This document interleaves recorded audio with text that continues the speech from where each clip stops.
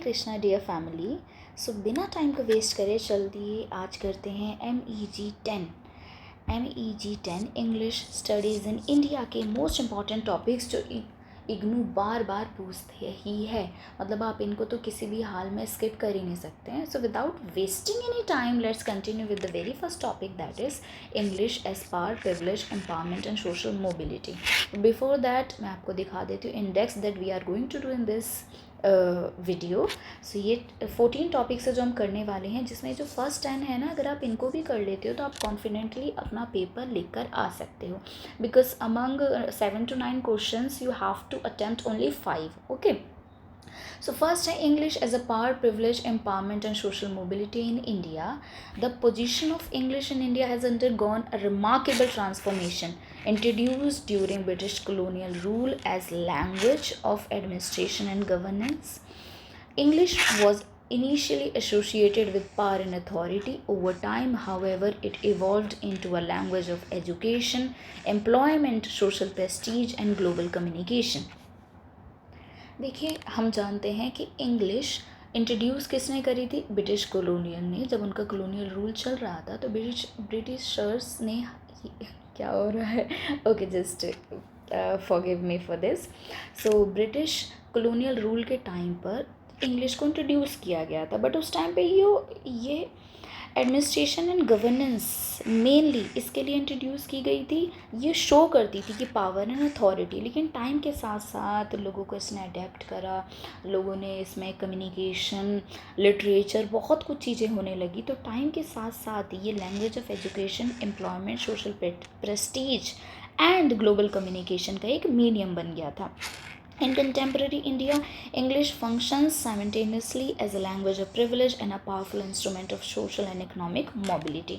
देखिए, ज़्यादा डिटेल में हम नहीं जाएंगे क्योंकि टाइम बहुत कम है एंड आई नो आपका पेपर बहुत जल्दी आने वाला है। तो मेन टॉपिक डिस्कस करते हैं, बाकी आप पॉज करके रीड कर सकते हो if you want. So Macaulay की according, Macaulay what did he say? English as colonial power. English क्या है? कॉलोनियल पावर की तरह उसने शो करी थी कि if you want to civilize Indians and if you want people कि उनका ब्लड तो इंडियंस का हो, लेकिन वो फंक्शन किसके लिए करें? हमारे लिए। तो उनको सिखानी पड़ेगी हम आपको किसकी लैंग्वेज? उनकी language, that is English. Ambedkar ने बोला था इंग्लिश एज सोशल एम्पावरमेंट, कि इंग्लिश एक मीडियम है सोशल एम्पावरमेंट का। मतलब कि आगे आप देखोगे अम्बेडकर के बारे में कैसे दलित लिटरेचर स्टार्ट हुआ, उन्होंने लिखा। बहुत सारे लोग थे जो खुद कम्युनिकेट कर सकते थे, खुद को रिप्रेजेंट कर सकते थे, और जो इश्यूज़ थे, जो बेसिक, जो द लोअर मोस्ट कास्ट, जो मार्जिनलाइज्ड पीपल थे, उनके इश्यूज़ को भी अथॉरिटी तक पहुंचाया जा सकता था, और वो कैसे? उनकी खुद की लैंग्वेज में। And Braj Bihari Kachru, English as an Indian global language, उन्होंने बोला था कि इंग्लिश एक इंडियन ग्लोबल लैंग्वेज की तरह फंक्शन करती है। नाउ हिस्टोरिकल बैकग्राउंड में अगर हम आएँ तो English entered India through the British east India company. ठीक है, हम कर चुके हैं। English British east India company के थ्रू आई थी इंग्लिश, बट मेन जो इंग्लिश को एजुकेशन में इंट्रोड्यूस किया गया था वो हुआ था 19th सेंचुरी। किसके बाद? Thomas Babington Macaulay's minute on education 1835, very very important.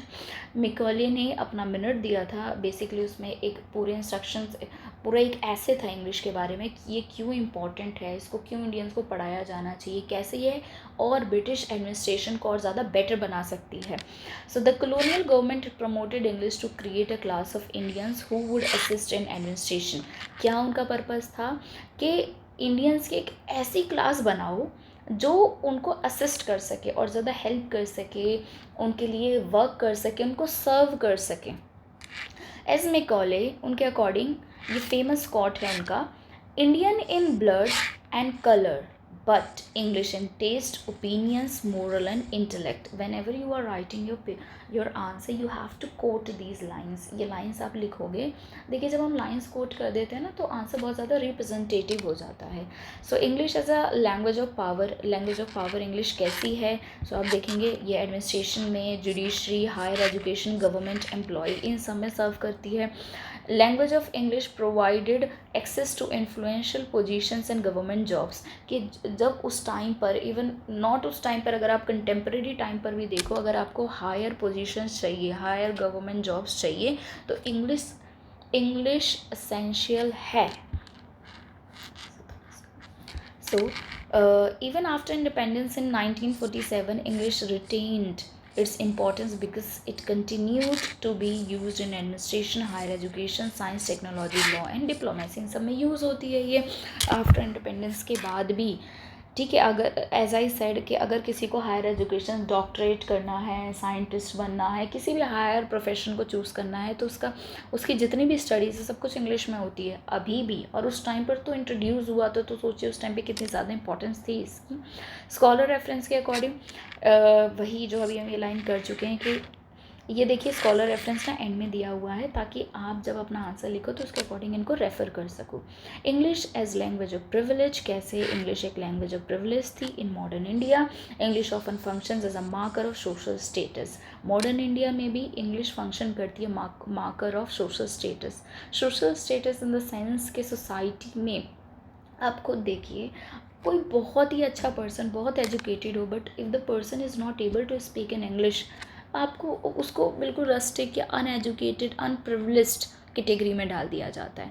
जो जितना खुद को रिप्रेजेंट कर पा रहा है, जितना इंग्लिश में अच्छे से बेटरली कम्युनिकेट कर पा रहा है, उसको उतना ही ज़्यादा इम्पॉर्टेंस, उतनी ही रिस्पेक्ट, उतनी ही डिग्निफाइड फॉर्म में देखा जाता है. सो बहुत सारे फैक्टर्स हैं जो कंट्रीब्यूट करते हैं इंग्लिश को as a power of privilege. कौन कौन से फैक्टर्स है? पहला है एजुकेशनल एडवांटेज. एजुकेशनल एडवांटेज का मतलब कि अगर बेटर एजुकेशनल अपॉर्चुनिटीज़ चाहिए तो वो सारी किस में मिलेंगी? इंग्लिश के through. Even English medium schools में भी ये देखा जाता है कि इंग्लिश मीडियम जो स्कूल्स हैं उनको कंसिडर किया जाता है कि ये बेटर एजुकेशन प्रोवाइड करेंगे एज़ कम्पेयर टू स्कूल जो रीजनल लैंग्वेज में चल रहे हैं. इकोनॉमिक अपॉर्चुनिटी देते हैं. Information technology, corporate sector, banking, aviation, media, international business, aviation, इन सारी जॉब्स में अगर आपकी प्रोफिशिएंसी नहीं है इंग्लिश में, you can not excel in these jobs. Social prestige माना जाता है, मतलब सोशल स्टेटस हाई माना जाता है. अर्बन कल्चर को ये सिग्निफाई करता है modernity, professionalism and higher social standing. Okay, now English as a tool of empowerment. कैसे ये एम्पावरमेंट का टूल है, कैसे? सो फर्स्ट क्या है? Access to knowledge. मतलब अगर आपको अपनी पहुंच बनानी है, सोसाइटी में कुछ चेंज करना है, अपने स्टेटस को बेटर करना है, तो पहला क्या होना चाहिए? नॉलेज का एक्सेस. और वो कैसे मिलेगा? A vast amount of global knowledge is available in English. मतलब global knowledge, as I said के in this era of globalization, everything whatever you want to access, you have to go through, you have to adopt a medium, and that is English. Okay, English enables us to, हमें कैसे enable करती है? Scientific research के लिए, technology, international scholarship and global literature. Now democratic participation में भी English help करती है. कैसे? इंग्लिश के थ्रू आप कम्युनिकेट कर सकते हो. आई एम नॉट सेइंग कि आप देखो आप रीजनल लैंग्वेज में कम्युनिकेट नहीं कर सकते, बिल्कुल कर सकते हो, हिंदी में कर सकते हो, आपकी जो भी लैंग्वेज है, Bengali, Marathi, whatever it is. लेकिन इंग्लिश के थ्रू आप वाइडर ऑडियंस के साथ इंटरेक्ट कर सकते हो, अपने मैसेज को ज़्यादा से ज़्यादा लोगों तक पहुंचा सकते हो. से communicate with one another serves as a link language among speakers of diverse Indian languages. As we know, India is language of diversity, जिसमें 22 ऑफिशियल लैंग्वेजेस हैं. उन 22 ऑफिशियल लैंग्वेजेस में भी 1600 के अराउंड डायलेक्ट्स हैं. सो अब ऐसे टाइम पर अगर कम्युनिकेट करना है तो वहाँ पे कॉमन लैंग्वेज चाहिए होती है. कॉमन लैंग्वेज और बेटर से लिंक लैंग्वेज, वहाँ पे कौन हेल्प करती है? English. Now empowerment of marginalised group. Marginalised groups में कौन कौन से आ जाते हैं? इसमें विमेन, दलित, विमेन, दलित और जितने भी सोशली डिग्रेडेड पीपल हैं वो सब कुछ इसके अंदर आ जाते हैं. So Dalit writers have used English to reach wider audience. Dalit writers ने यूज़ की थी इंग्लिश को ताकि वो ज़्यादा से ज़्यादा एक वाइडर ऑडियंस तक पहुंच सके. English provides opportunities beyond traditional caste and regional barriers. English opportunity provide करती है to go beyond traditional caste and regional barriers. Now scholar reference में देखें तो यहाँ आता है English education would help Indians gain access to modern science, philosophy, and useful knowledge. I guess we left this point. So, some thinkers have even described English as a language of social emancipation. Social emancipation का उन्होंने एक medium बताया था Indian English को. Emancipation का क्या meaning होता है? लिबरेशन. मतलब कि सोसाइटी की जो भी इविल थॉट्स हैं, जो भी कुरीतियाँ हैं, अगर ये जितने भी सुपरस्टिशंस हैं, उन डिसबिलीफ से अगर आपको बाहर निकलना है तो आपको एक्सपोजर चाहिए सोशली, कल्चरली, साइंटिफिकली. और उसमें कौन हेल्प करती है? इंग्लिश लैंग्वेज, जो आपकी जो रीच है वो बढ़ा देती है. Now English and social mobility. Social mobility refers to the movement of individuals और ग्रुप्स फ्रॉम वन सोशल और economic position to another. Basically social mobility का मतलब ये है कि स्टेटस में अपग्रेड करना, ठीक है, और बेटर बनाना लाइफ को. So English contributes significantly to social mobility in India. Even Ambedkar ji ने भी बोला था, Ambedkar viewed education as the key to social emancipation and recognized the value of English in breaking caste barriers. Same thing that we have already studied. Now educational mobility में भी education status को भी again I said कि जितना higher, जितना better आपको education चाहिए, you need English to be as you have to be proficient in it. Proficiency in English helps students gain admission to universities, professional institutions, international programmes. Economic mobility की बात करें तो IT industries, business process outsourcing and multinational corporation, इनमें English चाहिए. Even देखो India में भी बहुत सारे यूथ हैं after education, after 12th, after graduation वो मल्टीनेशनल कंपनीज़ को ज्वाइन कर लेते हैं. बहुत सारे बीपीओ में हैं, कॉलिंग सेंटर्स है, customer care executive, customer care support, इन सब चीज़ों में they actually provide jobs to them. Okay, तो ये बहुत हेल्प करते हैं. नाउ ग्लोबल मोबिलिटी, अगर आपको ओवरसीज़ एजुकेशन चाहिए, आपको किसी फॉरेन कंट्री में, फॉरेन यूनिवर्सिटी में पढ़ना है, तो आपको इंग्लिश आना ज़रूरी है. इंटरनेशनल एम्प्लॉयमेंट और माइग्रेशन अपॉर्चुनिटीज़ के भी लिए भी, मतलब अगर आप माइग्रेशन, अगर आपको एक कंट्री से किसी अदर कंट्री में जाकर रहना है तो वहाँ पर भी आपको कौन सी लैंग्वेज चाहिए? इंग्लिश. बहुत सारे टेस्ट भी होते हैं जिसको क्वालिफाई किए बिना आप नहीं कर सकते हो. So now criticism of the dominance of English. इसका क्रिटिसिज्म भी हुआ था. क्या था? पहला कि सोशल इनइक्वालिटी क्रिएट कर देती है. इसका मतलब कि जो इसको अफोर्ड कर सकते हैं उनको तो बेटर एजुकेशन मिल जाती है, लेकिन जो स्टूडेंट रूरल एरिया से आते हैं, इकोनॉमिकली वीकर बैकग्राउंड से आते हैं, वो बहुत ज़्यादा डिसएडवांटेजेस फेस करते हैं एज़ कम्पेयर टू जो अच्छे अच्छे शहरों में, अर्बन सिटीज़ में इंग्लिश मीडियम स्कूल में पढ़ रहे हैं बच्चे. Second, marginalisation of Indian language, कि इंग्लिश का इतना ज़्यादा प्रमोशन, इतना ज़्यादा उसकी हेजेमनी होने की वजह से जो हमारी ट्रेडिशनल लैंग्वेज हैं, जो इंडियन लैंग्वेजेस हैं, उनका मार्जिनलाइजेशन हो चुका है. क्योंकि ज़्यादातर एम्फेसिस किस पे दिया जा रहा है? ओनली इंग्लिश पे. तो कहीं ना कहीं वो वाली जो हमारी लैंग्वेजेस हैं, जो वो अपनी जो इम्पोर्टेंस है वो खोती चली जा रही हैं. Third, linguistic divide. Linguistic divide का मतलब ये होता है कि लैंग्वेज के बेसिस पे डिवीज़न हो जाना सोसाइटी के बीच में.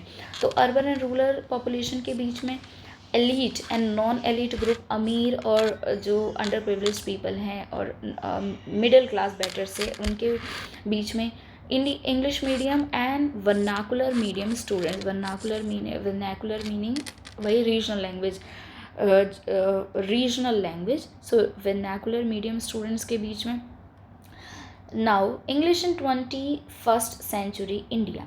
21st सेंचुरी मॉडर्न टाइम में इंग्लिश कैसे हेल्प कर रही है? इंफॉर्मेशन टेक्नोलॉजी, इंटरनेशनल ट्रेड में, साइंस एंड रिसर्च में और डिजिटल कम्युनिकेशन में. अब आते हैं जो इम्पॉर्टेंट स्कॉलर रेफरेंस है, ब्रज बिहारी कचरू. उनके अकॉर्डिंग उन्होंने एम्फसाइज किया था, English in India is no longer merely a foreign language but has become an Indian language with its own identity. कि इंडिया में इंग्लिश बस एक ये फॉरेन लैंग्वेज की तरह नहीं रह गई है, इनफैक्ट इसने खुद को अडेप्ट कर लिया है और अपनी एक यूनिक आइडेंटिटी इंडियन इंग्लिश की तरह ये और ज़्यादा आगे बनकर आ चुकी है. कंक्लूजन देख लेते हैं. English in India occupies a complex and often contradictory position. Historically introduced as a language of colonial power, it continues to function as a language of prestige and privilege. At the same time, it serves as a powerful instrument of empowerment, education, employment, and social mobility. While concerns regarding inequality and linguistic dominance remain valid, the role of English in contemporary India is undeniable.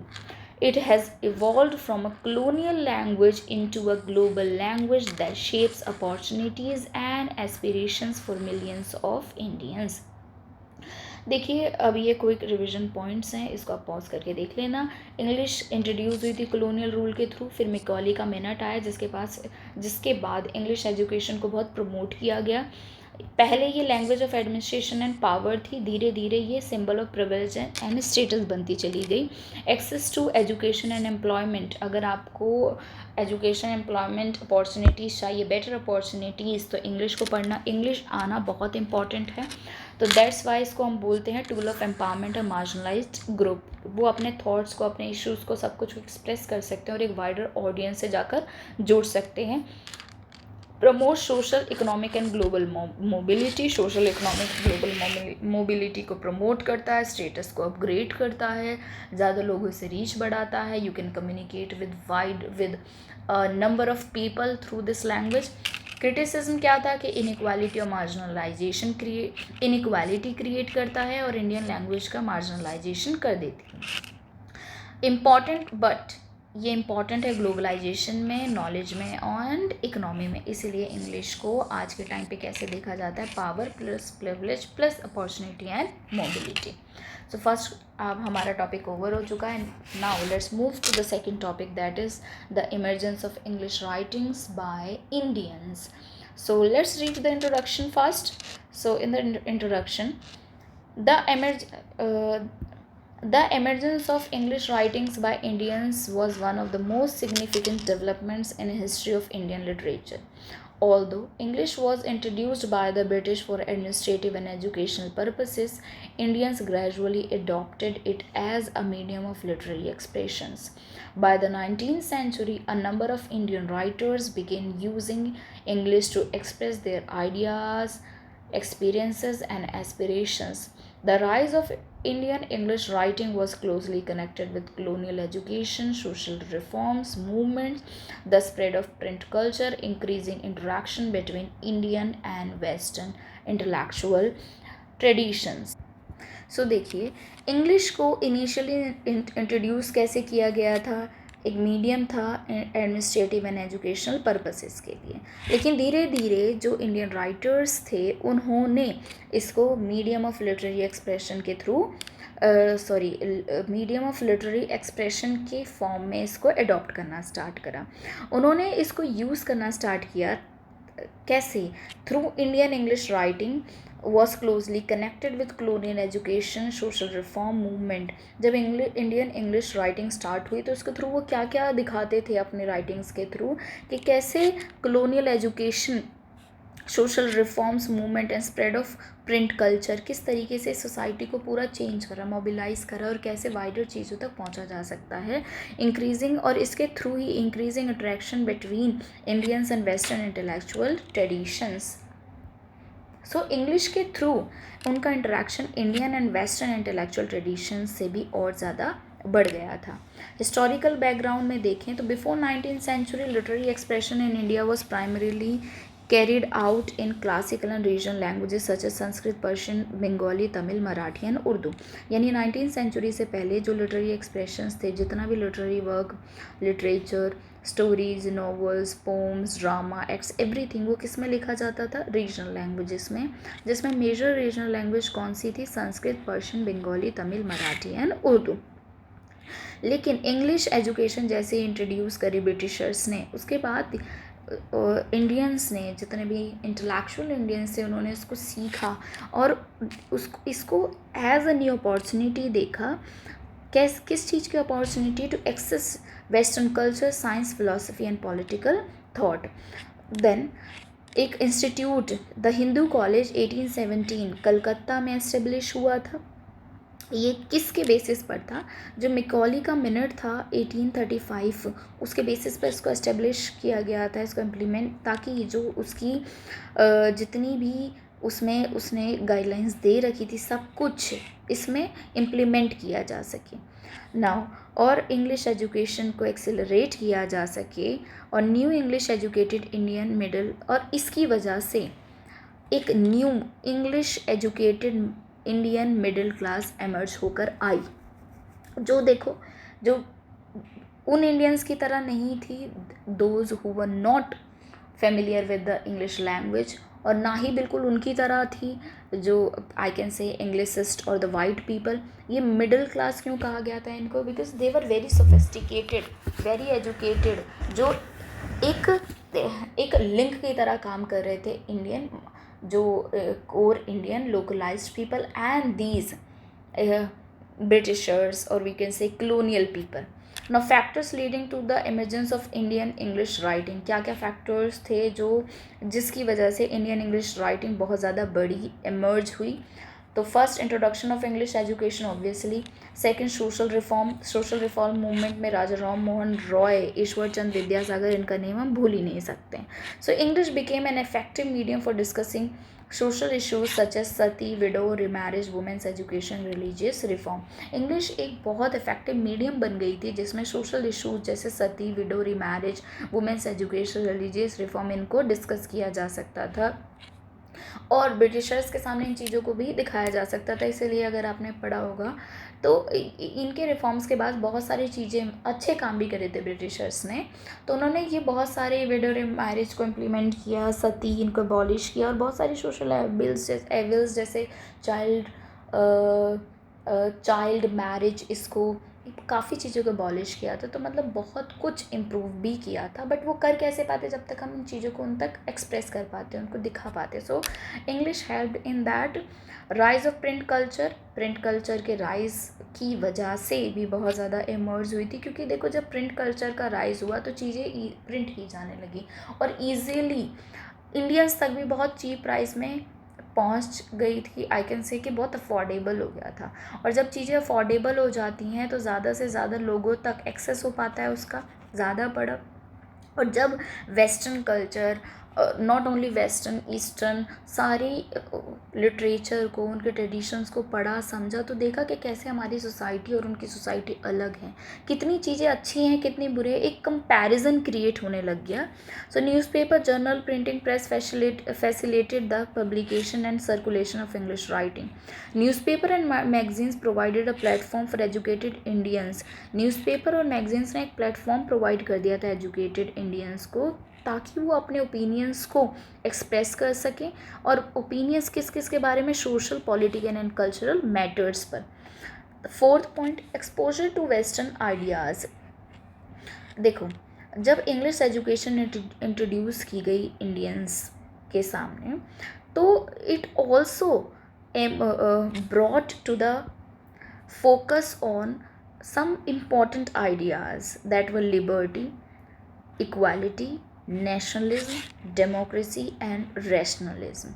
Many writers adopted English to engage with these ideas and reinterpret them in Indian context. बहुत सारे writers ने इन चीज़ों को समझा, पढ़ा और फिर इसको इंडियन कंटेक्स्ट में रीइंटरप्रेट करा, ताकि जो लोकल पीपल हैं उन तक इनको ईजिली पहुंचाया जा सके, ये इनकी स्पिरिट को उनके अंदर इमर्ज किया जा सके. And growth of national consciousness. So national consciousness, a nationalist sentiments developed during the 19th century. Indian writers increasingly used English to represent India before an international audience. अब जो English writers थे, मतलब Indian English writers थे, वो अपने write-ups के through India को international audience के सामने रिप्रेजेंट कर सकते थे. सो इस तरीके से इंग्लिश ने फैसिलिटेट करा चीज़ों को. Now early Indian English writers कौन कौन से थे? Very very important, Raja Ram Mohan Roy. तो ब्रीफ में देखे राजा राम मोहन रॉय को he is regarded as the pioneers of one of the pioneers of Indian writing in English. Pioneers वो होते हैं जिन्होंने सबसे पहले वो चीज़ों को स्टार्ट किया था. वो एक उनके ऐसे, letter, journalist writings demonstrated that Indians could effectively use English for intellectual and social purposes. He advocated modern education and encourage the study of English. उन्होंने मॉडर्न एजुकेशन को एडवोकेट किया था और एनकरेज करा था कि इंग्लिश को स्टडी करना चाहिए. He was one of the people who supported English education. English education को इन्होंने सबसे पहले सपोर्ट किया था. Now Henry Louis Vivian Derozio, जिसको आपने पहले पेपर्स में भी पढ़ा होगा, he was very very important figure. अब देखो, अगर इनके टाइम लाइफ की, he died at the age of 22, but इनके इतने छोटे से लाइफ स्पैन में भी इन्होंने बहुत बड़ा कंट्रीब्यूशन इंडियन लिटरेचर में किया था. Not even in Indian literature, बहुत सारे मतलब वेस्टर्न लिटरेचर में भी, हर जहाँ पर भी अगर लिटरेचर पढ़ा जा रहा है, सोसाइटी को समझना है, इंडियन सोसाइटी को एक कनेक्टनेस, तो इनको पढ़ा जाता है. इनकी poetry, themes of patriotism, freedom and social awakening, ये सारी थीम इन पर बेस्ड थी इनकी पोइट्री. और इन्होंने क्या स्टार्ट करा था, यंग बंगाल मूवमेंट, जिसके थ्रू इन्होंने स्टूडेंट्स को इंस्पायर किया गया करा था कि ये जो सोशल ऑर्थोडॉक्सी है इसको चैलेंज करो और क्रिटिसाइज करो. Now Madhusudan Dutt, not very important but एक बार देख लेना. फिर भी इन्होंने इंग्लिश में पहले लिखना स्टार्ट करा था, फिर उसके बाद अपनी रीजनल लैंग्वेज बंगाली में शिफ्ट हो गए थे. Now Toru Dutt occupies a special place in Indian English literature. उनके जो वर्क्स हैं वो इंडियन और वेस्टर्न लिटरेसी फॉर्म्स को कंबाइन करते हैं. Now through poetry collection such as ancient ballads and legends of Hindustan, she demonstrated that English could effectively convey Indian culture and mythology. जो उनके क्रिएशन से ancient ballads and legends of Hindustan, उसके through उन्होंने दिखाया था कि इंग्लिश कैसे इंडियन कल्चर और माइथोलॉजी को इफेक्टिवली कन्वे कर सकती है. Now very very important another figure, Bankim Chandra Chattopadhyay. Comments में बताइए इन्होंने क्या लिखा था. Very famous, most important, a national song, right.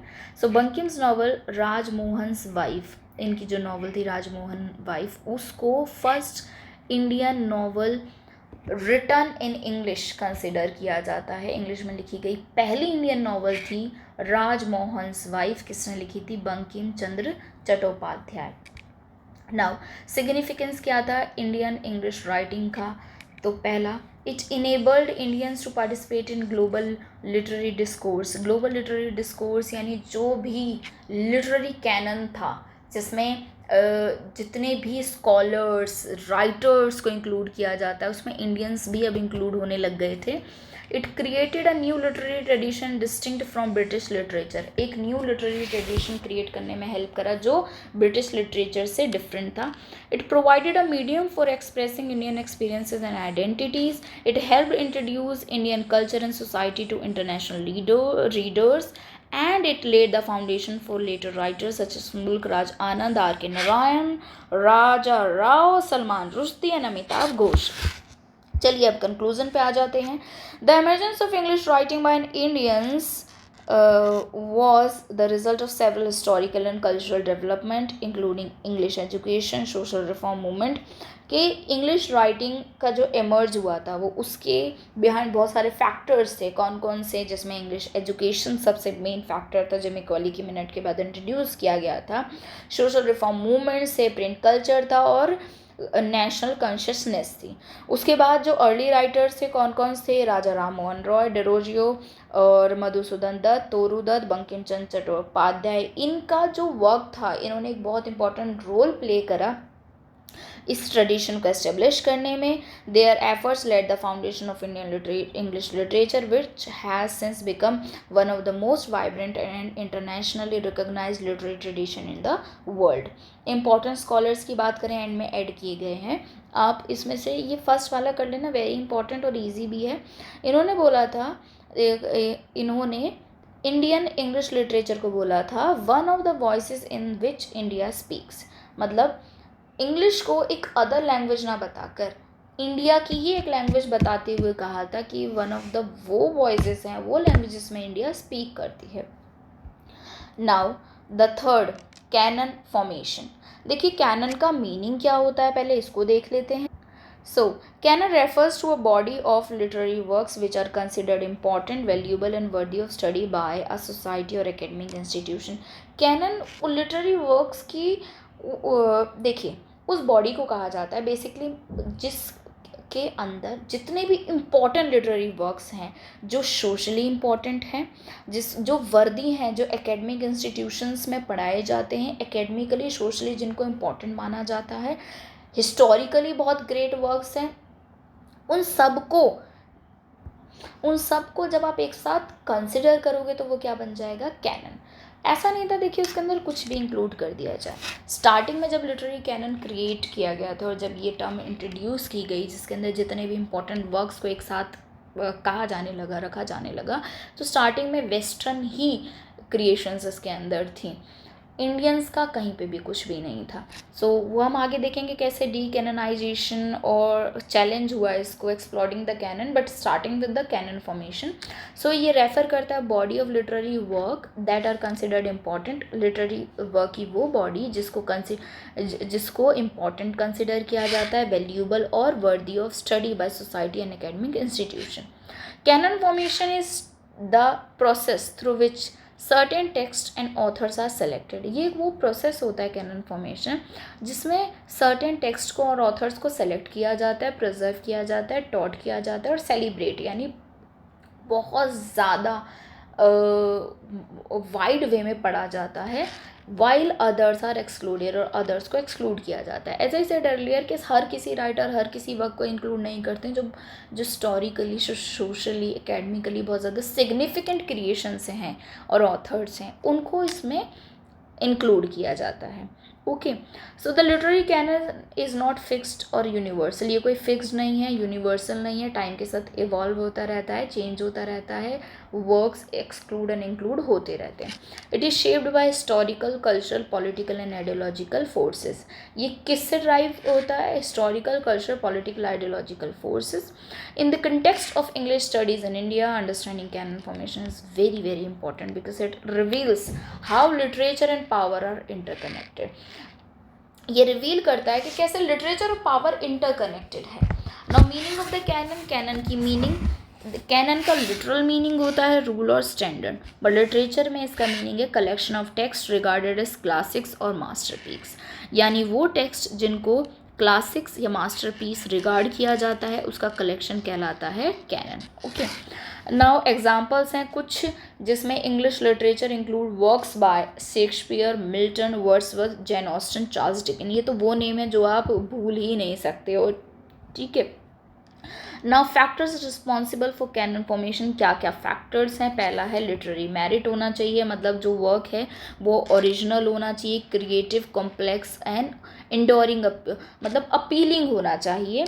Educational institutions, पहला देखो लिटरेरी मेरिट, अगर कोई वर्क है जो डिस्प्ले करता है ओरिजिनलिटी को, क्रिएटिविटी को, कम्प्लेक्सिटी को और अपीलिंग है उसको इंक्लूड करा जाएगा। दूसरा, एजुकेशनल इंस्टीट्यूशन भी बहुत क्रूशियल रोल प्ले करते हैं कैनन फॉर्मेशन में। इसका मतलब ये है कि कोई वर्क अगर बहुत ज़्यादा पढ़ाया जा रहा है यूनिवर्सिटीज़ में सिग्निफिकेंट रूप से तो उसको सिग्निफिकेंट, बहुत ज़्यादा इंपॉर्टेंट, वैल्यूएबल समझा जाता है और कैनन में इंक्लूड कर लिया जाता है। So when certain text are repeatedly taught and prescribed in syllabi they gain authority and prestige, वो अथॉरिटी और प्रेस्टीज को गेन कर लेता है। Now critical reception, literary critics influence canon formation through reviews, essays, scholarly studies. Positive critical evaluation often elevates a text status, मतलब कि देखो या तो कोई टेक्स्ट क्रिटिसाइज किया जा रहा है या बहुत ज़्यादा अप्रिशिएट किया जा रहा है। अगर कोई भी राइटअप उसको पॉजिटिव व्यूज़ मिल रहे हैं तो उसका जो स्टेटस है वो अपने आप एलिवेट हो जाता है, यानी बढ़ जाता है। सो उसको कैनन में इंक्लूड कर लिया जाता है। एज आई सेड, एक या दो फैक्टर नहीं होते, बहुत सारे फैक्टर इंक्लूसिवली अफेक्ट करते हैं किसी को कैनन में इंक्लूड किया जाएगा या नहीं किया जाएगा। Now fourth, political and ideological factors. Canon formation is closely linked with power, dominant social groups often promote text they support their values and world view. जो डोमिनेंट ग्रुप्स है, देखो कोई भी चीज़ पावर से अनअफेक्टेड तो है ही नहीं, चाहे वो पॉलिटिकल हो, आइडियोलॉजिकल हो, सोशल, इकोनॉमिक हो। तो जो डोमिनेंट ग्रुप प्रमोट करते हैं टेक्स्ट को, जो उनकी वैल्यूज़ को सपोर्ट करता है, वर्ल्ड व्यू, तो उसको भी कंसिडर किया जाता है कैनन में इंक्लूड करना है या नहीं। Now fifth, publishing and print culture. So publisher, journal, literary organization contribution to canon formation by deciding which work receive visibility and circulation. तो जो पब्लिशर्स हैं, जर्नल्स है, लिटरेरी ऑर्गेनाइजेशन है, वो भी बहुत ज़्यादा इम्पॉर्टेंट रोल प्ले करते हैं कैनन फॉर्मेशन में, डिसाइड करके कि किस वर्क को इंक्लूड करना है, नहीं कौन सा वर्क विजिबिलिटी रिसीव कर रहा है, कौन सा सर्कुलेशन में बहुत ज़्यादा है, कितने ज़्यादा लोगों तक पहुंच रहा है, कितने ज़्यादा उसको रीड कर रहे हैं, किसकी डिमांड कितनी ज़्यादा है, right. Now canon formation and colonialism. So British administration in colonial India, English literature was introduced as part of the colonial educational system. colonial India में ब्रिटिशर्स के टाइम पर इंग्लिश लिटरेचर को कॉलोनियल एजुकेशन सिस्टम का part बना के introduce किया गया था. लेकिन धीरे धीरे जैसे ही ये और ज़्यादा आगे बढ़ने लगी, इंडियन राइटर्स एमर्ज कर आए. बट स्टार्टिंग में जब इसको प्रमोट किया गया था, तब ये कहा गया था कि जो ब्रिटिश लिटरेचर है वो बेटर है, उसको पढ़ो. अगर आपने एक शेल्फ ब्रिटिश लिटरेचर पढ़ लिया, वेस्टर्न लिटरेचर पढ़ लिया, तो वो एक शेल्फ पूरी के पूरे रीजनल इंडियन लिटरेचर के भी बराबर नहीं है. Although that was not true, but वो ये मानते थे. So British administrators promoted English literary texts because they believed these works represented. उन्होंने इसको क्यों प्रमोट किया था? क्योंकि वो मानते थे कि ये वर्क रिप्रेजेंट करते हैं हाईएस्ट अचीवमेंट्स ऑफ सिविलाइजेशन, कि ये वर्क क्या दिखाते हैं? सिविलाइजेशन दिखाते हैं. अगर इंडियंस इनको पढ़ेंगे तो वो भी सिविलाइज हो जाएंगे, वो भी इनमें लिखी हुई चीज़ों को अडॉप्ट करेंगे, फैसिनेट होंगे. The study of English literature was expected to cultivate loyalty to British values and culture. तो जो इंग्लिश लिटरेचर को क्यों पढ़ाया गया कि उससे पढ़े कि वो इतना इन्फ्लुएंस होंगे कि और ज़्यादा लॉयल हो जाएंगे. किसके लिए? ब्रिटिशर्स के लिए, उनके वैल्यूज़ के लिए, उनके कल्चर के लिए इन्फ्लुएंस हो जाएंगे, अपनी डेली लाइफ में उसको अडॉप्ट करना स्टार्ट कर देंगे. सो जो कॉलोनियल कैनन था वो लार्जली किससे बना हुआ था? Shakespeare, Milton, Wordsworth and Tennyson. Indian literature और इंडिजीनियस ट्रेडिशन को मार्जिनलाइज रखा गया था, कैनन में इंक्लूड नहीं किया गया था, इसलिए तो बाद में एक्सप्लोर हो गया. पढ़ेंगे आगे, don't worry. Now canon formation in India. India में कैनन फॉर्मेशन जो हुआ उसके क्या बेसिस थे, क्या कारण थे? तो देखिए, बहुत सारे रीजंस है जिसने इन्फ्लुएंस किया कैनन फॉर्मेशन को इंडिया में. पहला था nationalism ideology. Indian scholars sought to include Indian writers and texts in literary studies. Literature became means of expression national identity. Literature क्या बन चुका था? एक मेथड बन चुका था जिसमें अपनी नेशनल आइडेंटिटी को एक्सप्रेस किया जा सकता है. तो nationalism, regional literature, social reform and democracy, ये सारे रीजंस थे canon formation in India. Now criticism क्या था ट्रेडिशनल कैनन का? बहुत ज़्यादा क्रिटिसाइज़ किया गया था ट्रेडिशनल को, ये बोलकर कि उसमें सिर्फ वेस्टर्न कल्चर को ही प्रमोट किया गया है, रीजनल को मार्जिनलाइज कर रखा है.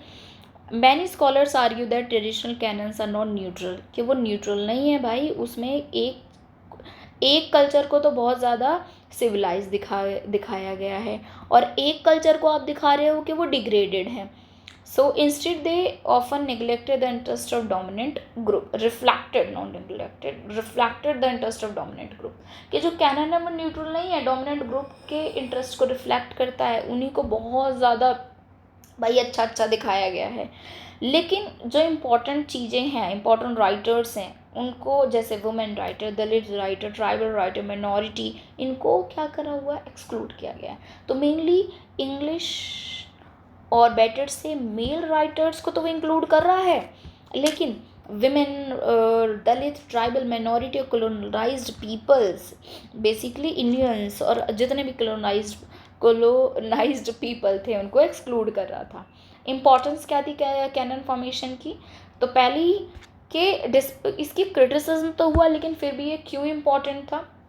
इट प्रिजर्व्स कल्चरल हेरिटेज को प्रिजर्व करता है, कॉमन लिटरेरी रेफरेंसेस को प्रोवाइड करता है, लिटरेरी स्टडीज़ को ऑर्गेनाइज करने में हेल्प करता है, और introduce students to influential works. इसके साथ साथ ये कल्चरल आइडेंटिटी और कलेक्टिव मेमोरी को शेप करता है. Now canon formation in Indian English literature. जब इंडियन इंग्लिश लिटरेचर का डेवलपमेंट होना स्टार्ट हुआ तो इसके साथ साथ ब्रिटिश कैनन को भी इन्होंने चैलेंज करना स्टार्ट करा। और उसमें कौन कौन से पहले राइटर्स आए? Raja Ram Mohan Roy, R K Narayan, Mulk Raj Anand, Rabindranath Tagore. Okay, demonstrated that Indian experience could be express through English. Indian experience को इंग्लिश के थ्रू एक्सप्रेस किया जा सकता है। Their inclusion in academic syllabi contributed to the emergence of distinctively Indian literary canon. Now ये conclusion है, आप इसको एक बार वीडियो को पॉज करके देख लेना। ओके, अब आते हैं हम स्कॉलर रेफरेंस में, जिसमें ये देख लेना आप M H. Abraham. The canon consist of work repeatedly studied, valued, transmitted across generations. Canon उन वर्क्स को कंसिस्ट करता है, कैनन में उन वर्क्स को इंक्लूड किया जाता है जो रिपीटेडली स्टडी किए जा रहे हैं, वैल्यू किए जा रहे हैं और जनरेशन टू जनरेशन पास किए जा रहे हैं। नाउ फोर्थ टॉपिक, थोड़ा सा ब्रेक लेते हैं। 3 टॉपिक्स में 40 मिनट्स हो गए। चलो अब जल्दी जल्दी करते हैं, ठीक है? आप पॉज करके पढ़ लेना। Okay, so concept of exploring the canon. देखो, एक्सप्लोरिंग का मतलब ये नहीं है कि सारे लिटरेरी वर्क को बॉम्ब लगा के उड़ा दिया, नहीं। इसका मतलब ये है कि जो एग्जिस्टिंग कैनन है उसको चैलेंज करना, क्रिटिसाइज करना, ओके, उसको क्वेश्चन करना कि जो सेलेक्शंस हैं उसमें वो कितने अप्रोप्रिएट हैं, क्या वो रिलेवेंट है भी या नहीं है, वो एक्चुअली उस लायक है या नहीं है, कहीं कुछ छोड़ तो नहीं दिया है, कुछ और इंक्लूड तो नहीं करना है, कहीं वो कुछ सिर्फ डोमिनेंट ग्रुप की वॉइसेस को तो नहीं दिखा रहा है। तो सारी चीज़ों को चैलेंज करना, क्रिटिसाइज करना, एक क्वेश्चन रेस करना, इसी को बोलते हैं exploring the canon. So the concept of exploring the canon emerged as a response to the limitations of the traditional literary canon। कि एक ये रिस्पॉन्स था, एक चैलेंज था, लिमिटेशंस किसकी? ट्रेडिशनल लिटरेरी कैनन की। While canon formation involves selecting certain text as representative and valuable, exploring the canon seeks to question and challenge these selection। कि देखो, कैनन फॉर्मेशन में कुछ सर्टेन टेक्स्ट को इंक्लूड किया जाता है जो रिप्रेजेंट कर रहे हैं वैल्यूज़ को, लेकिन जो एक्सप्लोरिंग द कैनन है उसमें क्या है? इन्हीं को चैलेंज, इनको क्वेश्चन कर रहा है या वो चैलेंज कर रहा है कि ये सेलेक्शन अप्रोप्रिएट है या नहीं है। ओके, सो मीनिंग क्या है इसकी? सो meaning exploring the canon refers to the process of critically examining and expanding the established literary canon। Critically examine करना और एक्सपेंड करना एग्जिस्टिंग लिटरेरी कैनन को, जो एस्टेब्लिश हो चुका है, जो एग्जिस्टिंग है लिटरेरी कैनन, उसको क्रिटिकली एग्जामिन करना और उसको एक्सपेंड करना। एक्सपेंड मतलब उसमें उन चीज़ों को इंक्लूड करना जो इंक्लूडेड नहीं है, जो सोशली वैल्यूबल हैं, like women writer, Dalit writers and many work जो सोसाइटी को बेटर रिप्रेजेंट कर रही हैं, और भी चीज़ें। So supporters of this approach argue that literary value is not fixed or universal.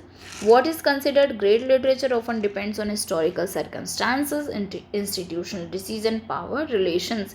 जो supporters थे इस approach के, उन्होंने ये कहा था कि जो literary value वो fixed नहीं है। जो चीज़ आज valuable है, आज ज़्यादा कंसिडरेबल है, मे बी वो रिलेवेंट हो ही ना फ्यूचर टाइम में, या फिर जो पास्ट में रिलेवेंट थी मे बी वो अब सोसाइटी को रिप्रेजेंट ही ना कर पा रही हो, क्योंकि जैसे जैसे टाइम चेंज होता है, टाइम के साथ सोसाइटी इवॉल्व होती है, उसके बिलीव्स, वैल्यूज़, सब कुछ चेंज होता है, तो जो रिलेवेंसी है वो भी इनकी लिटरेरी वैल्यू, लिटरेरी वर्क की भी चेंज हो जाती है। तो उनका कहना था कि जो लिटरेरी वैल्यू वो फिक्स नहीं है, ठीक है ना ही। तो जो चीज़ जिसको ग्रेट लिटरेचर कंसिडर किया जा रहा है वो किस पर डिपेंडेंट है? हिस्टोरिकल सर्कमस्टेंसेस पे, इंस्टीट्यूशनल डिसीजंस और पावर रिलेशन पे। हो सकता है इन चीज़ों के चेंज होने पे वो उतना ज़्यादा रिलेवेंट हो ही ना, राइट।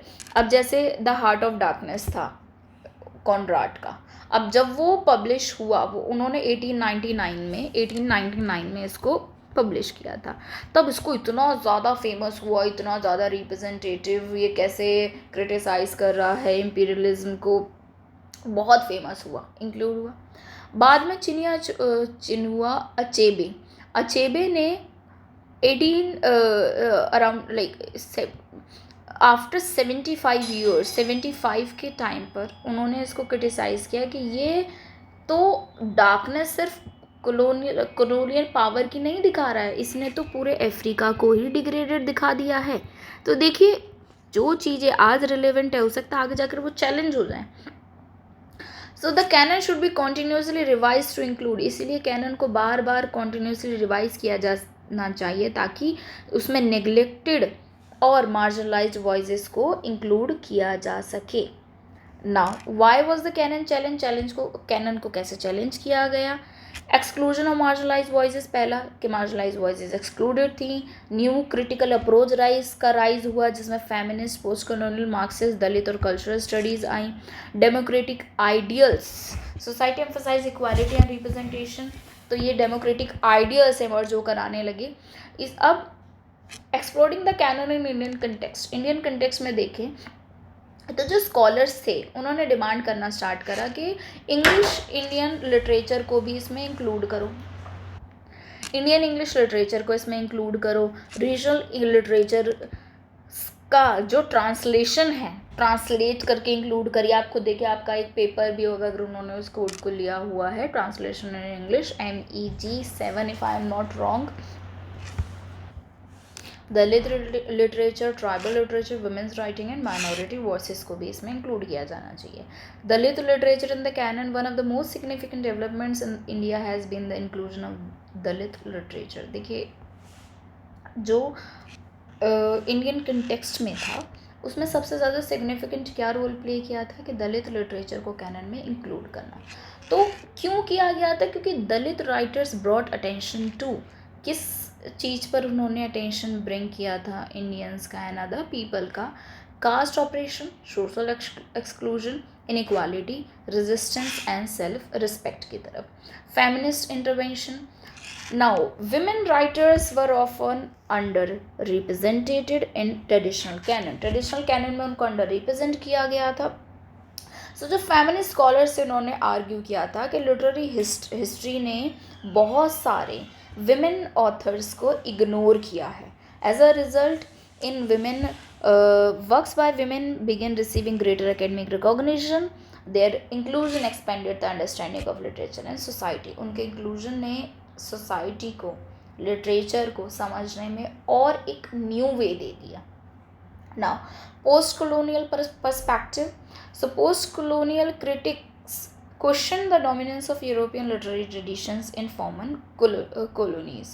So जो post colonial critics थे उन्होंने यूरोपियन लिटरेरी ट्रेडिशन का डोमिनेंस, इसको क्वेश्चन किया, चैलेंज किया और ये आर्ग्यू किया था कि कॉलोनियल एजुकेशन सिस्टम में सिर्फ वेस्टर्न टेक्स्ट जो हैं उन्हीं को ही प्रिविलेज मिला है और मार्जिनलाइज्ड इंडिजीनियस कल्चर्स लिटरेचर को सबसाइड कर दिया गया है, उनको मार्जिनलाइज कर दिया गया है, सबसाइड कर दिया गया है।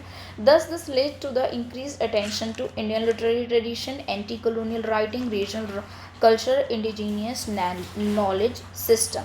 नाउ बेनिफिट्स क्या थे एक्सप्लोरिंग द कैनन के? इसने ग्रेटर इंक्लूसिवनेस को बढ़ा दी थी, richer understanding of the society, challenge to cultural hierarchies, promotion of social justice.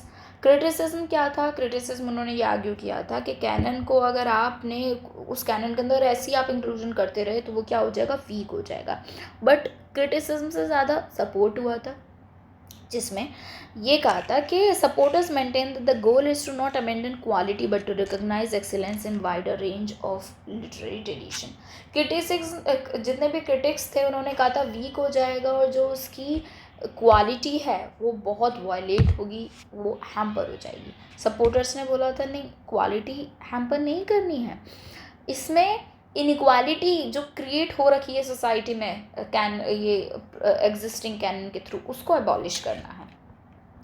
Now exploring the canon in contemporary literary studies courses today many universities include a variety of text from different social cultural and linguistic background. पहले क्या था, जब ये English education introduce ही की गई थी, mainly कौन सा लिटरेचर पढ़ाया जाता था, ब्रिटिश लिटरेचर।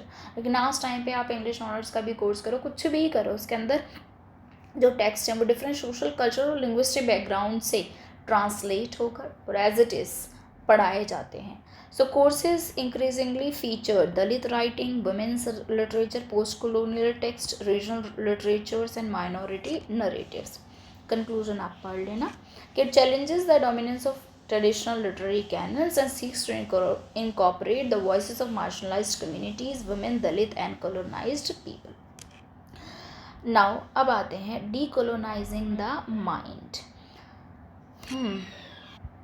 देखो डीकोलोनाइजिंग द माइंड का मीनिंग क्या है कि लोगों को और पूरी सोसाइटी को जो cultural, intellectual and psychological affect पड़ चुका है कोलोनिज्म का, कोलोनियलिज्म का, कोलोनियल एरा का, ब्रिटिशर्स का, उनके इन्फ्लुएंस को कम करना या ख़त्म कर देना. तो लोगों को उनके इन्फ्लुएंस से फ्री कर देना. और इन्फ्लुएंस भी किस किस का? Cultural, intellectual and psychological affect. So it refers to the process of freeing individuals, societies from the cultural, intellectual and psychological affects of colonialism. Okay, so यहाँ आते हैं हम. The concept is most closely associated with the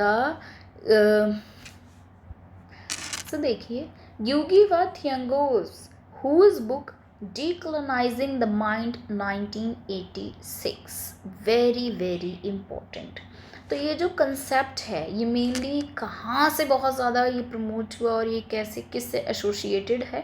तो यूगी wa Thiong'o की book Decolonizing the Mind कब publish हुई थी? 1986 में. ये एग्जामिन करती है role of language and culture in maintaining colonial domination. So colonialism and cultural domination. Colonial education often presented European culture as superior while portraying indigenous culture as backward. Obviously, colonial education में जो European culture था उसको बहुत ज़्यादा superior दिखाया गया था और इंडिजीनियस इंडियन रीजनल कल्चर को बैकवर्ड और इन्फीरियर बताया गया था, जिसमें जो लोग थे वो खुद भी इस ट्रेडिशन के थ्रू अपने खुद के ट्रेडिशन को, अपने कल्चर को उनकी आइज़ के थ्रू उन्होंने देखना स्टार्ट करा और खुद अपने ही कल्चर के लिए उनके जो पर्सपेक्टिव थे वो बहुत ज़्यादा नेगेटिव होना स्टार्ट हो गए थे. So this culture domination created a sense of alienation from one's own language, history and identity. ये जो कल्चर डोमिनेशन था ये एक इंडिविजुअल के मन में अपनी ही लैंग्वेज, हिस्ट्री और आइडेंटिटी से एलियनेशन यानी दूर हो जाना, ये फीलिंग क्रिएट कर दी थी. यूगी व थियंगोई के क्या व्यू थे? उन्होंने कहा था कि लैंग्वेज सिर्फ एक कम्युनिकेशन का मीन नहीं है, ये कल्चर, वैल्यू और मेमोरी का कैरियर है. So he said that language is not simply a means of communication, it is also a carrier of culture, values and collective memory. According to him, colonial education encouraged African children to reject, देखो ये African writers है, sorry I forgot to tell you, reject their native languages and embrace the language of the colonizer. This led to a separation between people's lived experiences and their education. उन्होंने कहा था कि जो colonial education है वो African children को encourage करती है कि वो अपने नेटिव लैंग्वेज को रिजेक्ट करें और कॉलोनाइज़र की लैंग्वेज को एम्ब्रेस करें, जिसकी वजह से हुआ भी कि जो पीपल थे उन्होंने एक्चुअली ऐसा करना स्टार्ट कर दिया था और अपने खुद के कल्चर, एक्सपीरियंस, एजुकेशन से सेपरेशन क्रिएट हो गया था. He famously stated, language carries culture, culture carries entire body of values by which we perceive ourselves and our place in the world. Very very important line, इसको आप learn कर लो तो बहुत better है, आपका आंसर बहुत ज़्यादा रिप्रेजेंटेटिव हो जाएगा. फिर लैंग्वेज का क्या रोल था कॉलोनियलिज्म में? तो इसने यूरोपियन लैंग्वेज को promoted, European language in education, discouraged indigenous languages, linked success and prestige with the colonizers' language, marginalized knowledge system. Now decolonizing the mind through decolonizing the mind through language कैसे एक weapon की तरह काम कर सकती है? Mind को decolonise करना, उनके इन्फ्लुएंस से, जो कोलोनाइजर्स हैं उनके इन्फ्लुएंस से कैसे हम लोगों को फ्री कर सकते हैं, उसमें लैंग्वेज एक बहुत इंपॉर्टेंट रोल प्ले करती है. गोगोई का मानना था कि अगर हम इंडिजीनियस लैंग्वेजेस को रिक्लेम कर लें, उनको दोबारा से रिस्टोर करें, उनकी इम्पोर्टेंस को फिर से और ज़्यादा प्रमोट करना स्टार्ट कर दें, तो ये हमारे कल्चर को भी इनडायरेक्टली प्रमोट करेगा। कल्चरल लिबरेशन के लिए सबसे ज़्यादा इम्पॉर्टेंट है। He argues that writers should create literature in their native language. उन्होंने कहा था कि राइटर्स को जो लिटरेचर है अपनी नेटिव लैंग्वेज में क्रिएट करना चाहिए, बिकॉज ये कल्चर हेरिटेज को प्रिजर्व करता है, लोकल आइडेंटिटीज़ को स्ट्रॉन्ग बनाता है, लिटरेचर को ऑर्डनरी पीपल्स के लिए एक्सेसिव कर देता है और रेजिस्ट कॉलोनियल डोमिनेशन। इसीलिए उन्होंने खुद ने भी इंग्लिश में वर्क करना स्टॉप करके अपनी राइटिंग्स को मेनली अपनी नेटिव लैंग्वेज गिकुयू में लिखना स्टार्ट करा था। Now decolonising the mind in India, the idea of decolonising the mind is highly relevant to India also. Although देखो, we know that we got independence in 1947, but still the debate regarding the dominance of English, status of English language and colonial attitudes in education still continues. So what we need to do, we have to embrace our regional culture, regional language to decolonize the mind of ourselves also being as an Indian. So ye now next, many Indian scholars have argued that Indian education should reflect Indian realities. बहुत सारे scholars से उन्होंने argue किया था कि education Indian realities, history और culture को reflect करना चाहिए, rather than just presenting colonial perspectives, presenting through colonial perspective और उनको और ज़्यादा सुपीरियर दिखाना।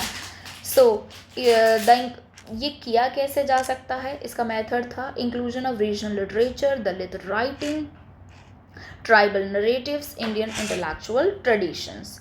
So now Indian as a tool of decolonization, literature as a tool of decolonization, literature को डीकोलोनाइजेशन के टूल की तरह कैसे देखा जा सकता है। लिटरेचर बहुत सिग्निफिकेंट रोल प्ले करता है डीकोलोनाइजिंग द माइंड। कैसे?